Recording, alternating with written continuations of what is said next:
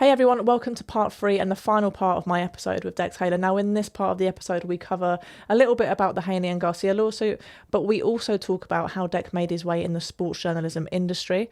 I hope you enjoy it. Please bear in mind this episode has some audio issues, but I hope you enjoy. Right, there are two other things I wanted to cover real quick, because I feel like we ain't got much more time on that camera. Yeah, cool. Haney suing Garcia. False. Just felt like a big, it could be a huge moment for boxing. Right. Because he's suing him for damages for the missed weight and the drugs, as far as I can tell. Right? So suing him for that. Yeah. So, obviously this has never happened before. This is totally new. And it just opened... I mean, one way of looking at it, a good thing is it's like, okay, well now if you're fucking popped for drugs, you could get sued. Properly sued now. Yeah. It's like it's a legal matter now. It's not just like, oh well, you'll get a slap on the wrist from UCAD and whatever. It's like, no, you could get fucking really badly financially penalised for it, which is amazing. You think it could set a precedent? Could do. You think it will? It's hard to know because at the same time, Devin Haney still signed up to fight. I know he didn't know about the drugs and whatever. That's my problem. The weight situation. Yeah. As much as it was unprofessional from Garcia, he paid the price. Yeah, and Haney could have pulled out. And Haney could have pulled out, he didn't. He went ahead full well knowing. That's my problem number one. Problem number two is boxing is like the culture in boxing within boxers themselves, maybe not promoters, maybe not fans, but the boxers themselves, is a blue collar working class culture. Anyone bringing up a lawsuit against someone else, you're going to be called a snitch. Yeah. So, as much as I'm kind of 50-50 with this. Part of me is like, if this sets a precedent, because the governing bodies don't want to do shit, none of them. The amount of them that have kept silent won't even answer the phone when people have tested positive. So if it takes an external source to hold the fighters accountable, then fine, do it. And it could save somebody's life. And then there's the other part of me that's like, don't be a little bitch. And let's not forget as well, Bill Haney in the fight week was like, I'm sending my son in to kill Ryan Garcia. It's like, do you know what I mean? 100%. Doesn't age 100%. Well. So, and this whole thing with, I think maybe I would feel differently if I genuinely thought Haney was doing it for the better of the sport. If I thought he was pioneering clean sport, I'd be like, you know what? Yeah, it's not that, is it? But it's not that. I don't know what it is. Part of me thinks he's doing an unbelievable job at selling the second fight. Yeah, I mean, which he didn't need. Probably a bit of that. But that fight's selling itself now, isn't it? It's not like he took. I mean, everyone saw what happened to him on the night, but there's the caveats of the drugs and the weight. But that can never change. What Garcia, and I think Garcia loves that. That image is never leaving. No, and Garcia can, no matter what's happened, he's like, well, I'll fucking watch the video. Do you know what I mean? It's changed on box rack and whatnot, but that can never change. And that probably really fucking hurts Devin Haney, to be fair. Oh, that can you imagine? Yeah. But then there are other fighters who have been handed a beating, and they're like, this is boxing. This is what happens. Yeah. And I compared it before to, it's not the same, but Bo got beat bad in that first fight. And what did he do? Yeah. He came back and handled it in the ring. Yeah, it's true. I'm sure they'll probably box again one day. Oh, 100%. There's too much money now. Perfect. Perfect. Yeah. Okay. Right, last one I wanted to go over. Go on. How did you get into doing this? Well, I did journalism I did sports journalism in university. Actually, do you know what? I did a work placement. Did you have it in school, what year would it have been in? Secondary school, maybe 11? When you go and do 2 weeks placement. Yeah, somewhere. You want to know where I went? Go on. Peacock Gym. Did you? And I made Julius Francis beans on toast. What, you worked in the cafe? Yeah. Yeah, quality. It's good cafe. I had 2 weeks. First week, I went to H&M in Swindon. Nice. No, it was so bad. I never want to work in retail. I just couldn't. It was not for me. But I hated a lot of fights though. Yeah. Not working inside. Yeah, exactly. And then the second week, I went to the Evening Advertiser in Swindon, our local paper, and it was fucking amazing. I was like, I just want to be a journalist now. I'm not necessarily a sports one, but it's like sports journalism is the easy one, isn't it? It's not fucking political and shit, or it's just the one way you just write about sport to get away with it. So then I did whatever English and history and at A level and media studies at A level, and then did sports journalism at university, which is obviously it's not It's not like going and doing fucking science at university. It's like very niche, and you're like hedging your bet. You're going, I'm going to do this. If I don't become a sports journalist, then this degree is going to be essentially useless. It's going to cost me a lot of money. But luckily, I got a job, and I was doing at uni though. They said the first day they were like, everyone in here, all of you lot want to write about football. None of you are going to write about football. Like maybe one person will get a job in football, but it's so competitive. Everyone can write a match report. It's like you have to think of something like you have to do another sport. And I've loved boxing my whole life, so it was like, okay, sweet. I'll just do boxing. So all the like assignments and shit. I was just boxing. I remember that first year was 2006. I think, can't remember. 2007. Can't remember whatever it was, but it was just before or around the 2008 Olympics. But in the lead up, so when the teams were getting announced, whatever, I had this one assignment, and I was like, I've got nothing, because obviously you're a student, got no contacts or anything. I remember I added Tony Jeffries on MSN Messenger. I don't know how I got his email address, probably off his website. He's an enterprising guy, and he used to have a website and shit. I added him on WhatsApp, MSN Messenger. Never didn't thought anything of it. I was like a day before my assignment was due, and he just popped up, Tony's online. And I was like, yes! I was like, Tony, please go interview this, whatever. He was my first ever interview. He was great as well. That don't surprise me. No, he you know, the burger van and shit, like when he was, he was a doorman, and then obviously he was boxing and stuff. He's just always been that guy. I remember phoning him, and we did an interview about it. I can't remember what the basis of the fucking piece was, but he basically saved my bacon that day. And then he put me on the phone to Khalid Jaffai, and there was someone else on the squad, but they were obviously just hanging about in Sheffield. So that was amazing. But anyway, so I was just boxing. Then when I graduated, I got a job at Hayter's Sports Agency. We were like 90% football, of course, like all the media is in sport in this country. If you look at the newspapers, it's just football. But again, it was like, cool, we have contracts in football, but there's opportunities for you to go and try and make money elsewhere. And I was like, sweet, boxing. We used to get emails from Richard Maynard at the time, who did Frank Warren's press. And it was like, oh, we've got James DeGale at the gym.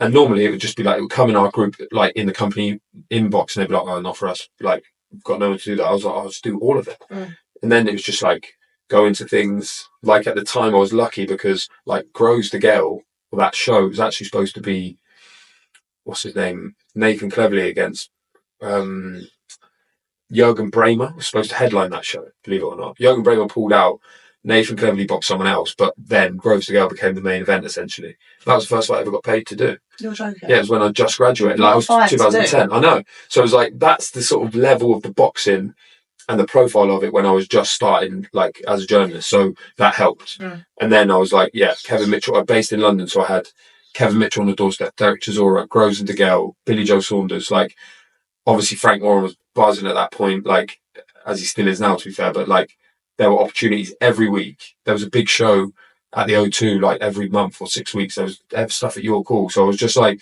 I do my football stuff to pay the bills. So matches every weekend, presses every week. But on the side, I do as much boxing as possible. And by the time I left there, I was just doing boxing. And it was all my own work. And then I just went freelance. COVID came around. And then Boxing News Job came up. Nice. So that's it. It was literally, it's just, I know, say this all the time to people. People always like, how'd you get into it? So that's like, fucking go to things. I only got the job at Haters because I'd done a work experience placement there. And it's just like, people far more likely to give you an opportunity if they can, like, if they've seen you and they've had a chat with you. It's the same with like press officers and that. People are like, you've got no chance of emailing the press officer at Matchery and going, can I get 10 minutes of Eddie Hearn? But if they know who you are, they might be like, oh yeah, well, we've got this thing on this day. He might have a type, come along. Do you know what I mean? That's all it is. Yeah. But yeah, that was the route. So it was football, like, I had to do football, as all of us did, to try and fucking make ends meet. But that's why now I look at the sport and I'm like, where's the stars? Who's getting in the newspaper? Yeah. Newspapers are different now, even to when I first started. That was 14 years ago, where the newspapers, what was going in them that was what the news was, so to speak. Now, as you know, it's like fucking every newspaper has a website, and it doesn't really matter what's on the page. You can get it online and all that stuff. Same with our magazine. Like, we put print product out every week, but that's just one small thing that we do. Mm-hmm. We have YouTube, we have all the socials, we have everything else that's going on. Yeah. Bookazines, like those ones, you know what I mean? So it's like, there's other opportunities now. It's not just like, right, get a job on a national paper and write about boxing if you can. Yeah. It's just not how it works. No. But then I suppose, like you're saying, as much as it's... Now there's so much competition. At the same time, because there's so much space online, you can do a bit of writing for an app that maybe nobody knows about, just as a way to get a bit of a portfolio going and stuff like that. Like 100% write stuff. $1,000,000%. Like, that's the beauty. You could start your own blog and do it today. Yeah. And write it. And it's like, I get loads of people sending me stuff, like being like, oh, I've just done this. What do you think of this report? And I try and read all of it, because it's just like, that's the way to do it. And you get better by doing it. People notice you. If you can find a voice, like early on, happy days. Half the time when I was writing for newspapers, it was like, you get 12 paragraphs and you've got to try and condense this fucking story that you think's amazing, but then you realise actually the Mirror readers don't give a fuck about it, but all they care about is like the facts, and that's what's going to get on the sidebar of this double page spread about fucking Liverpool against Chelsea, but you've got that bit of space, that's all you got. It's like, it could be more expansive online. Yeah. Certainly be more expansive in the boxing news. So yeah, that was the route in. Nice. And now you're budding preeminent boxing journalist as well. Well, I'm still learning my ABCs. Yeah, but spell checks fucking it's pretty good. It's pretty good. No, I mean, it wasn't anything I ever thought was possible when I was younger, because I just wasn't academic. I like learning, but I wasn't academic at all. But I love reading so much. You can write a book. You should write a book. Well, yeah, I'm sure. Everyone's got a book in them, so they say. But do you know I actually wrote a book on women's football before? Did you? I wrote the official Women's World Cup football. Like, it wasn't a guide; it was like a book. It was a contract we had for the agency. I can't remember even what year it was, but yeah, I've written a book, so whatever. About women's football. But boxing. No, I could. Do you know what? I want to write George's book. Because I've told you I'm fucking nudging him constantly, but like, his story, like, obviously we all know his story, like the headlines of it, but he's such an interesting character and had such a wild and wonderful route to where he got to, and has so much unbelievable insight. Like, he's like, there's a book in that 100%. 100%. I mean, I've read a lot of autobiographies by sports people. What's your favourite boxing book? Just checking out there. It's going to be either between Atlas, the Telly Atlas one, or the Andy Lee one. I was going to say Andy Lee. Andy Lee's my favourite one. It's so and good. Isn't it mad how, obviously, I'm not to denigrate Andy Lee, it's a fucking unbelievable career, one of the great, like, hardest one-punch guys of our generation, maybe the hardest puncher. And one of the best commentators, by the way. Yeah, by a mile. And obviously a very good trainer, also like the nicest guy in boxing. But you don't look at Andy Lee, he wasn't fucking Oscar De La Hoya. He wasn't Anthony Joshua. But his book, the way it's written, is such a good boxing autobiography. And it's like, it's not just because, I went here and I boxed Julian Jackson's son and I did this. It's just like everything else. It's all the other bits. It's such a good book. If you like autobiographies, that's the boxing one. I always say go to that. I actually never bought it because Chris McKenna from the Daily Star lent me it and I still have it. Oh, nice. So I just remind you, I need to give it back. I'm going to buy my own copy. Yeah. No, it's that one's 100% one of my favourite ones. It's just very heartfelt as well. And you know the bit about where he got injured before the Olympics, was it? He got injured before something, and just that, everything about, like, all those little bits, that's the interesting stuff. The bits where he's talking about running down that road all the time. Just like he didn't want to do it, but he just kept having to run down that road, and that is fucking great. That. Well, also, he's got a piece of boxing history that is like dream stuff. The whole Funk Gym. Yeah, completely. Yeah, and he was like properly took under the wing and like brought in as the Irish kid, and like, I mean, and then they say he was like the last, really, Manuel Stewart's last world champion. Yeah. I was there that night when he beat Matt Korobov, right? It's one of my favourite nights I've ever done in boxing. It was December, there's something, I can't remember what year it was, but I was in Vegas because Amir Khan was boxing Devin Alexander that night, and Andy Lee was boxing Matt Korobov. So for me at the time, what I would do is I'd go, right, this trip is going to cost 1,500 quid for flights, the hotel costs $1,000, X's are 500 quid, so it's like, right, I've got three grand. Can I make $5,000? And then I could go to my boss and be like, I'll make $5,000 on this, it's probably worth me going. Because there was 2 shows, that means there's 2 opportunities to create content, so to speak. And I remember speaking to Andy Lee on he was staying at the Cosmopolitan, and we were looking out of his balcony to Caesar's Palace, and he was like, he'd watched.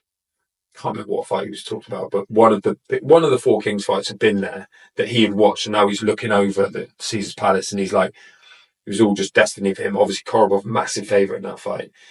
I went to that fight first because it started about 9:30-ish, I think. Can't remember, but it was before slightly. I was actually sat next to Mark Butcher that night, who's now my editor at Boxing News. But anyway, Andy Lee is getting beaten. But he'd said to me in this interview, he's like, there's going to be a moment where we're going to trade. Like, he could be beating me on all the cards, but there's going to be a moment where he comes out of a clinch and I'm going to hit him. And obviously that's exactly what happened. And then I'm like, sweet. Did the report, bang, bang, bang, bang, bang. He's still doing the interview. And I'm like, I've got to run down the strip to the MGM to do the Khan fight as well. So I shut my laptop, put it in my bag. I'm running down the strip. And I don't know if you've ever been to Las Vegas, but it's like, there's weirdos everywhere. But I was in the road. You were the weirdo. Yeah, because it takes so long to get anywhere in Vegas because fucking all the pavements are packed. Cosmopolitan is like halfway down the strip. MGM's obviously up the corner. Running down the road with my backpack on. I thought I was just going to get shot by a policeman or something. Got into the MGM probably about 4 or 5 rounds into Khan. Where it was a really good performance. One of his best performances, Devin Alexander that night. Did my work there. And then did them both in one night. First time I've ever done. What a nice work. Yeah. And that was Andy Lee. Matt Carroll, my favourite fight I've ever been ringside for. Because he was losing and I was so invested in Andy Lee winning that. It's just like I really wanted to win for everything and good for business. I was doing loads of work for Irish papers at the time because we didn't have money for staff. So I was like, if he wins, it's loads of work for me, yeah. And he fucking losing and then he did exactly what he said he was going to do. And it's such a good stoppage as well. You can't not love Andy Lee. Nah. He's through and through a boxing person. Yeah. And Paddy Donovan, fucking really good. It's his so like good. Protege. Another southpaw from Limerick. Who would have thought it? I know. Yeah. Well, I'm hoping we haven't stopped recording because we were chatting for such a good time. Yeah, I mean, we could just knocked it off. The light's still on. It's still on, so that's a good sign. Yeah. But thank you so much for coming all this way. Pleasure. I'm definitely going to drag you on again. Yeah. I was going to say I'm around the corner, but I'm fucking not on the other side of London. But it's nice to come into a studio like this. Obviously, we do a lot of our stuff remotely, so. I painted this myself. I genuinely was gobsmacked by how nice it is, isn't it? Very jealous. Like, whenever you see these things, you know it's legit. This is fake.